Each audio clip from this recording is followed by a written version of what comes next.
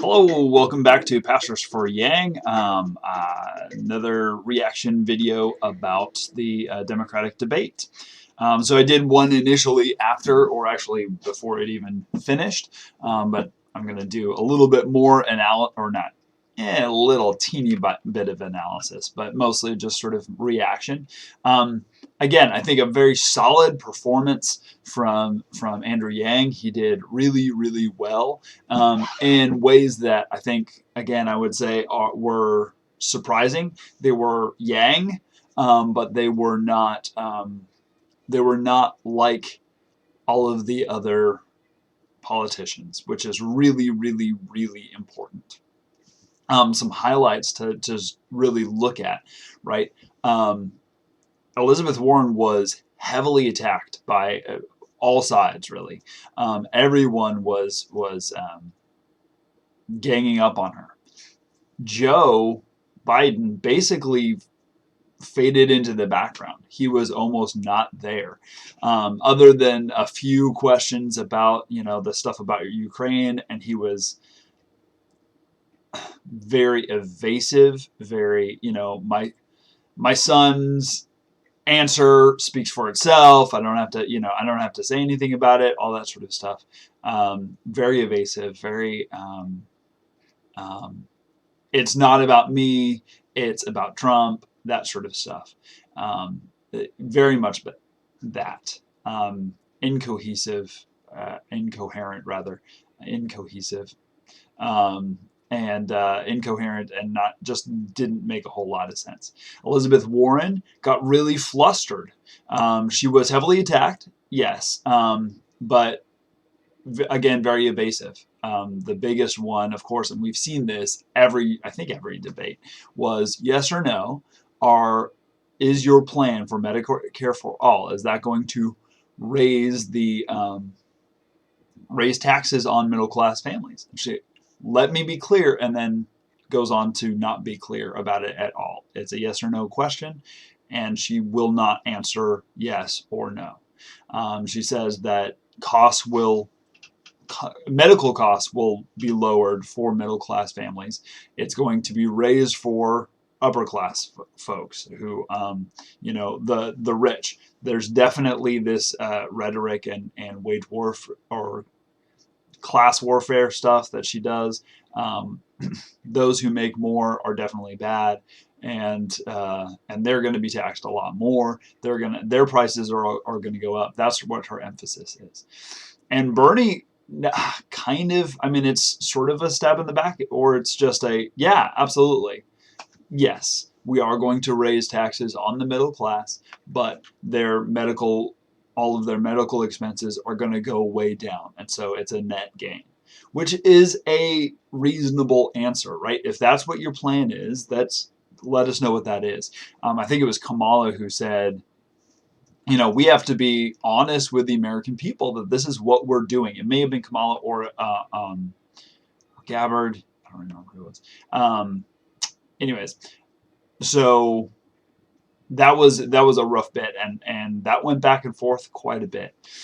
The other thing, the really politician-y thing that I noticed was Booker specifically did this.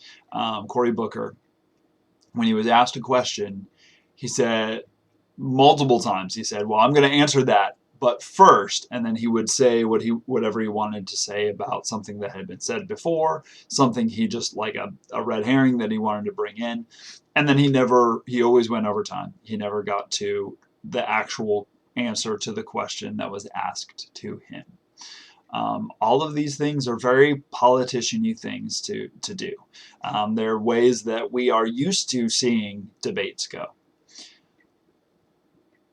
And because of that, there was backbiting, snipping, back and forth, that sort of stuff, all of that.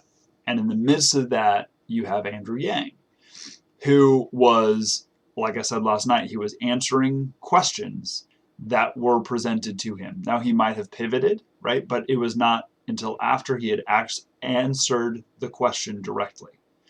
Here's the answer to that question that you directly asked. it's a fairly, it might be a short one, but I'm going to not even pivot, more sort of, I'm going to guide it now to this other policy, to this thing, this answer that I have for this particular issue, whatever it might be. So he was answering questions, he was being direct, and he was saying where his policies directly connect with this. He was not attacking others, but he was definitely refuting, right? So that I feel like there was a difference. I'd have to look at it again. Maybe we could watch it together later. But I feel like there was a difference, and it may be my own bias because I like him, right? But I think that there was a difference between someone directly attacking an opponent, and Andrew Yang was very sort of direct against Elizabeth Warren, saying, no, this what you are saying is incorrect about automation. She was claiming again that the biggest issue, the largest problem for the loss of jobs in our country is bad trade negotiations, which is an interesting stance to take. And he says, no, it's not that way. Near the end, she kind of said, well, I just need to look at the data. I need to really sit down and think about it. And I'm sorry, ma'am, but you have been on this, you've been working on this issue, right, for the last 40 years. You have been looking into why people go bankrupt, and you have claimed this over and over and over again. So the question is, why have you not looked into automation? Why have you not really seriously looked into this issue and its effect on American workers? Why have you not looked into that? But anyways, she said, I just haven't looked into it. I need to look into that. And he said, well, okay, I have the data, right? I will gladly give it to you, right? So there was that. The other major thing that I definitely saw was that everybody's, the quote of Andrew Yang saying that either he's going to win this whole thing or everybody on that stage is going to sound a lot like him. There was a lot of Yang love, almost as much as there was, Warren attack and hate. There was Yang love. There was, I agree with my friend Mr. Yang over here, right? You had, it was Booker was talking about UBI. Castro definitely talked about UBI. Pete Buttigieg, of course, brought up UBI and automation.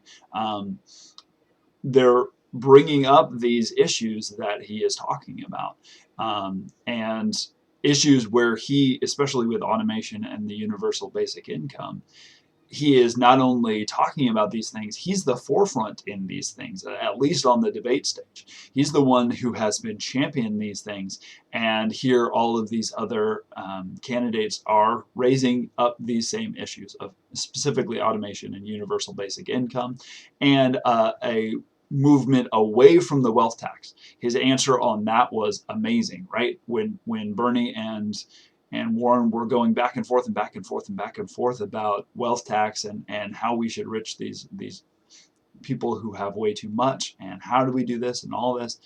He just comes out with the facts and says, this is, this was used in all of these European countries and they have repealed them in favor of a value-added tax. So why don't we just go with that? Why would we not learn from their mistakes? Because in implementation, and he was very good about, I understand the impetus behind it. It seems like a good idea to do a wealth tax. It feels good, right? But in implementation, in how you actually do it, it's a nightmare and it does not work. And here are the facts. Let's lay it out. So again, really good. But yeah, people are starting to really, he's definitely moving the dialogue. He's moving to where other candidates are really holding up and championing these issues, and they are holding them up for everyone else, right? Which is a great opportunity for us to say, that means there's that many more candidates who are holding up those same thoughts and opinions. And when you start looking into these things, you might realize, okay, do I want to go with Pete Buttigieg, who has just recently been talking about automation, or maybe I should go with Andrew Yang, who's been talking about it not far before he was running for president. So that's a great opportunity. Again, Andrew was he was direct, he was forceful, but he was not attacky. He did not directly attack anyone. He didn't, he might refute their ideas, but it was not about the person. And this is great. That's definitely that humanity first ideal, and that's what we should be doing. Tulsi Gabbard did a great job. She was very strong, very prepared, did really, really well. Klobuchar did relatively well as well. She's a bit politician-y. She was less sort of plastic than, or not plastic, but rigid than she was last time. It was a much stronger debate for her as well. But she still kind of reverts to the, let me tell you a story about this, blah, blah, blah, blah, blah. And yeah, I don't know. That doesn't appeal to me as much, because we know that there are people who are hurt by these things. But I don't know. I feel like it's a weak rhetoric device, but that's just me. Kamala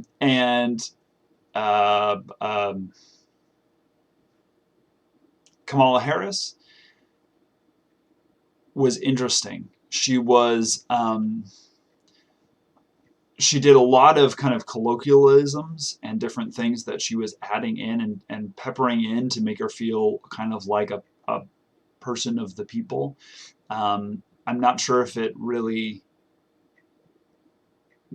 landed. It was a little bit rough.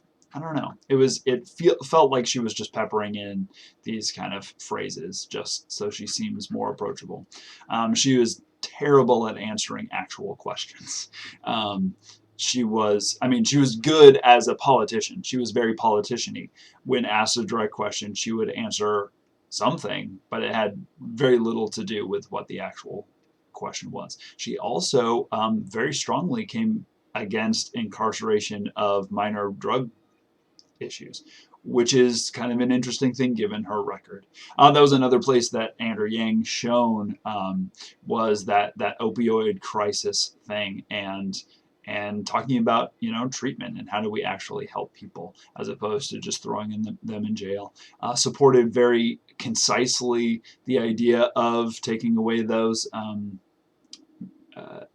the offensive nature of possession, and for the purpose of treatment. So really good. Again, the closing statements, which I didn't talk about any, or that closing question, which was kind of a softball, lame question, but I actually kind of liked it. There was a lot of Twitter furor about how it was a waste of time and all that sort of stuff. But who is a friend of yours that would be surprising? It's interesting coming after the whole thing with Ellen DeGeneres and George W. Bush. That was this last week. I have a feeling that's kind of where it sprung up from. But it was helpful because it tells us something about who these people are, right? There were two kinds of answers. There was one, I really like this political opponent, right? I can get along with this political opponent even though I disagree with them, which can to a certain extent be helpful, but it also almost reinforces this this idea that Washington, D.C. in particular is just very incestuous, right? They may disagree with one another, but then they're at cocktail parties with each other and very friendly with one another. And I don't know, if you could be friendly with someone and then not be able to work with them, that seems like kind of the worst of the options. I frankly wouldn't mind if they were less friendly with each other, but they could actually work together and had respect for one another. Not that they were buddy buddies, right? But anyways, that's just me. And then there were those who said, you know, I have friends who are different to me, but are actual people. Steyer tried this. It was a little bit weird, but this friend of his, and he brings up someone from South Carolina who's struggling with water, and she's a different gender and a different race than him, and it seemed kind of odd. But at the same time, Andrew Yang did a very similar thing with, we all know who is Fred the Felon, and this person that he sat in the truck with, and you know, I love knowing Fred's story behind it, is him going into it kind of thinking this guy's an idiot and I'm going to destroy him, and then meeting this person who is an actual real person and who has this great abilities and a great love for other people. And so Andrew Yang brings up this friendship that he has with Fred the Felon, a normal, regular, everyday person. I wish he had gone a little bit further, saying that, you know, he's in a giant 18-wheeler out front that has Andrew Yang 2020 stuff on it and that has been all raised by supporters. That would have been really strong to kind of see where Fred the Felon is now. But it was a good answer. It was a great answer about how we need to come together as people, as we, you know, need to be humanity first and all that. So it was a great answer from that. The post debate, I watched the first 20 minutes or so, and they did not mention Yang at all. It was amazing, right? They talked about everyone except for Andrew Yang. Not negative or positive. The other thing is, in the debate, he was often brought up by other candidates, but he never got the chance, or to my memory, he never got the chance to actually respond to that. Interesting stuff. Thank you. That's about all the time I have. Thank you so much for watching today. Definitely give your comments and your questions. My chat apparently was not enabled during this. I don't know why, but anyways, give your comments and your questions if you have any of those. Like this video, share, subscribe, click the notification button. Check with me next time, and I'll see you later. All right. Bye.